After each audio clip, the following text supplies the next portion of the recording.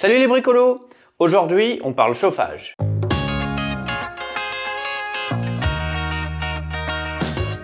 Lorsque nous avons acheté la maison, il y avait deux sources de chauffage. Une cheminée ouverte et des radiateurs à ventouse dans 3 pièces. C'est quoi un radiateur à ventouse? C'est un radiateur qui brûle directement le gaz dans la pièce de vie et il y a un élément qui s'appelle une ventouse qui rejette les gaz brûlés à l'extérieur et qui aspire l'air de l'extérieur pour pouvoir justement brûler le gaz. On a fait venir un plombier au tout début quand on est arrivé dans cette maison pour voir si on pouvait les utiliser et malheureusement ils sont complètement poreux à l'intérieur, donc en gros il y a du gaz qui fuit de partout, du coup c'est hyper dangereux, donc on les a jamais utilisés. Donc au début nous nous chauffions uniquement avec la cheminée. Autant vous dire qu'il ne faisait pas très chaud. Le premier hiver, nous venions travailler le week-end uniquement, car la semaine nous n'étions pas sur place. Quand on arrivait le matin, dans la maison il faisait 4 degrés. Et en blindant la cheminée toute la journée, on arrivait péniblement à atteindre les 10 degrés le soir. Et ce, uniquement dans le salon où se trouve la cheminée. Le reste de la maison ne chauffait pas du tout. Du coup, on mangeait littéralement dans la cheminée pour avoir assez chaud. Ça ne nous dérangeait pas tant que ça, car on bossait sur la maison toute la journée et on ne dormait pas sur place. Mais bon, c'était clairement un point qu'il fallait améliorer. On aura l'occasion d'en reparler, mais la sensation de confort ne dépend pas uniquement du chauffage, loin de là.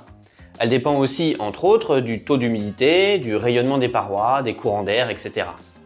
Le chauffage du logement nécessite donc une réflexion globale sur le mode de chauffage, mais aussi l'isolation, l'étanchéité à l'air, la VMC, etc. Quand j'ai réfléchi à la meilleure solution pour nous, j'ai donc essayé d'avoir une réflexion globale en prenant en compte tous ces points simultanément. Par souci de clarté, nous n'allons parler que du chauffage dans cette vidéo, mais nous parlerons du reste, isolation, VMC, etc. dans de futures vidéos.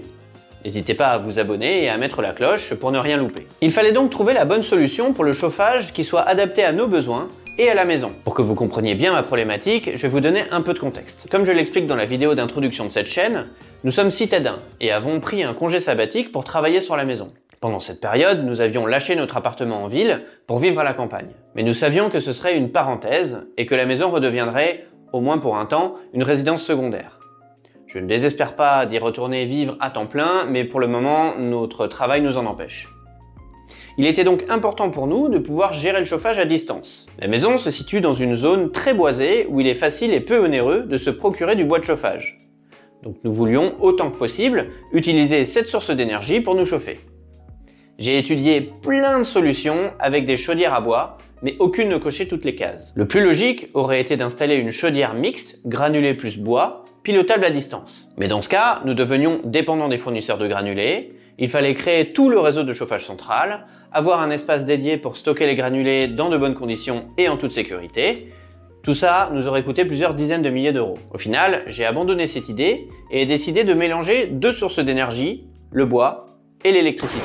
Nous avons installé un foyer dans la cheminée avec 2 gaines qui apportent la chaleur à l'étage. L'idée est que ce foyer soit notre source de chauffage principale lorsque nous sommes présents. Pour pouvoir piloter la température de la maison à distance, j'installe aussi des radiateurs électriques à inertie avec un module qui permet de gérer la température pièce par pièce depuis mon téléphone portable. L'idée est de chauffer juste les pièces qu'il faut quand on vient, la chambre par exemple, et dès qu'on est sur place, de lancer le foyer pour chauffer le reste. J'espère qu'on arrivera à ne pas trop consommer d'électricité pour le chauffage avec ce système. Ce chauffage hybride est beaucoup moins cher et plus simple à mettre en œuvre qu'une chaudière à granulés. Par contre, ça nous oblige à installer aussi un cumulus pour l'eau chaude sanitaire, mais on en reparlera. Maintenant qu'on a dit tout ça, on va voir comment j'installe les radiateurs sur les murs périphériques. On va installer le radiateur sur ce mur et je prépare l'installation avant qu'on fasse l'enduit. Puisque sur ce mur, comme c'est un mur extérieur, vous voyez il y a une fenêtre, il va y avoir un enduit isolant, un enduit correction thermique plutôt. Et l'enduit va faire 5 cm d'épais. Donc je vais installer le boîtier électrique comme ça contre le mur, le boîtier il fait 5 cm, dans lequel je vais mettre l'arrivée d'électricité pour le radiateur. Il faut aussi que j'installe ce machin là qui permet de soutenir le radiateur. Sauf que si je l'installe contre le mur, ça va pas, puisque je vais avoir l'enduit au-dessus. Donc il faut que je l'installe à 5 cm du mur. Pour ça, je vais mettre des cales en bois fixées au mur et il va y avoir une vis qui va passer par là où il faut mettre les vis normalement, qui va traverser la cale en bois, qui va être comme ça, et qui va aller se prendre dans une pierre. Le sol qui est là, c'est pas le sol fini. Le sol, il sera à peu près 2 cm plus haut que là. Il faut que mon radiateur, au final, il soit au moins 12 cm plus haut que le sol. Donc au moins 14 cm plus haut que ce sol-là. Ça là, j'ai mesuré sur le radiateur, c'est 3 cm plus haut que le bas du radiateur. Si je me mets là, la vis, elle est 10,5 cm au-dessus du bas. Donc, la vis est 15,5 cm plus haut que le bas du radiateur. On a dit qu'on voulait être au moins 12 cm plus haut. Eh bien, 15,5 plus 12, ça fait 25,5. Donc, il faut être au moins 25,5 plus haut. Après, il y a une autre contrainte. C'est que je ne veux pas que le radiateur il dépasse la tablette qui est là. Le haut de ça, c'est 5 cm plus bas que le haut du radiateur. Donc, pour calibrer l'endroit où je le mets, il faut non seulement que j'ai pas de joint là à la verticale, il faut que j'ai pas de joint à l'horizontale, donc en gros là c'est pas bon. Bref, il faut que je trouve le bon endroit pour installer la structure en respectant toutes ces contraintes, et ce n'est pas une mince affaire. Et je ne suis pas le seul à me poser des questions. Une fois que j'ai trouvé le bon emplacement, je mets d'un niveau pour que la structure soit bien horizontale, et je marque où percer. Donc on a dit du coup, pour être bien, il faut être là et là, d'accord. Je dois percer les briques vraiment très près du bord, c'est pas évident. Là aussi, je suis proche du bord de la pierre, et malheureusement elle a cassé. Je ne vais donc pas pouvoir fixer la structure dans la pierre à cet endroit-là. Tant pis, je vais très bien fixer la pièce de bois au mur, et fixer la structure uniquement dans le bois.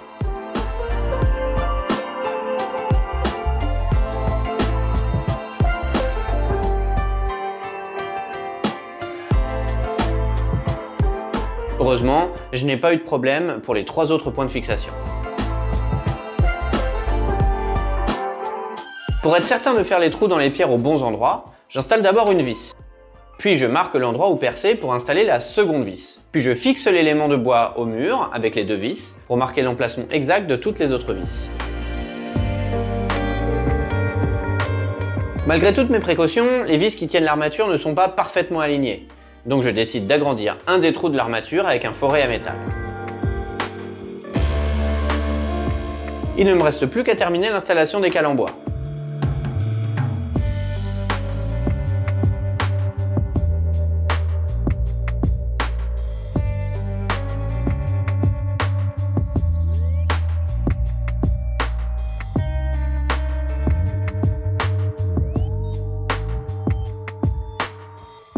Une fois toutes les pièces de bois installées, je mets de petites cales en plastique pour que l'armature soit bien verticale.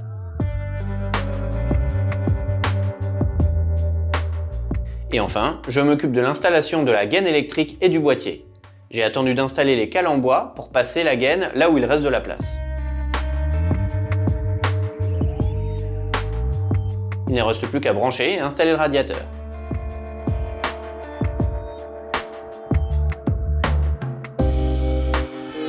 J'espère que cette vidéo vous a plu. Comme vous le savez certainement, vous pouvez désormais me soutenir sur Tipeee et Utip si ça vous dit. Moi je vous dis à la prochaine!